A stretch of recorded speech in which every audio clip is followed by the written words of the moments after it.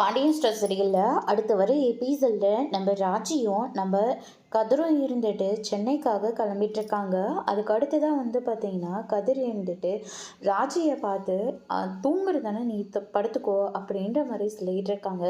இல்லை இல்லை எனக்கு தூக்கம்லாம் வரல, நான் இப்படியே உட்காந்துட்டே வரேன் அப்படின்னு சொல்லிட்டு ராஜி சொல்லிக்கிட்டு இருக்காங்க. சொன்ன அடுத்த செகண்டே தூங்கிடுறாங்க. அதுவும் நம்ம கதிர் மேலேயே படுத்துடுறாங்க. கதிருக்கு ரொம்பவே சந்தோஷமாக இருக்குது. ராஜியை அப்படியே தலையை திரட்டிட்டு இப்படி தூங்கிட்டு இருக்காரு.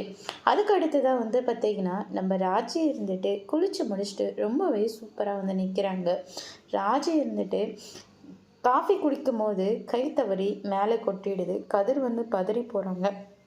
ஒன்றும் பெருசாலாம் இல்லை, ட்ரெஸ் மாற்றினா சரியாக போயிடும் அப்படின்ற மாதிரி சொல்லிக்கிட்டு இருக்காங்க. அதுக்கு அடுத்ததாக சரி டைம் ஆகுது கிளம்பலாம் அப்படின்னு சொல்லிட்டு ராஜி சொல்லிக்கிட்டு இருக்க உடனே கதிர் இருந்துட்டு ராஜியோட கையை பிடிச்சி அவங்களுக்குள்ள ஒரு க்யூட்டான ரொமான்ஸ் போயிட்டுருக்கு.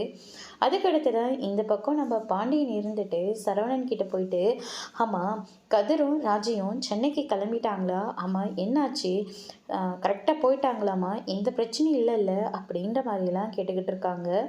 அதுக்கு அடுத்து தான் நம்ம கோமதி இருந்துட்டு அவங்க 2 பேரும் ஒரு ஹோட்டலில் போய் தங்கியிருக்காங்களாம். இப்போ ராஜி இன்டர்வியூ அட்டன் பண்ணுறதுக்காக அங்கே கிளம்பிட்டுருக்கா அப்படின்ற மாதிரி சொல்லிக்கிட்டு இருக்காங்க. உடனே நம்ம பாண்டியன் இருந்துட்டு டே சரவணா, நான் உங்ககிட்ட தானே கேட்டேன், நீ தானே பேசணும் அப்படின்ற மாதிரி சொல்கிறாங்க. அதோடு இன்னைக்கான ப்ரமோ முடிச்சிருக்காங்க.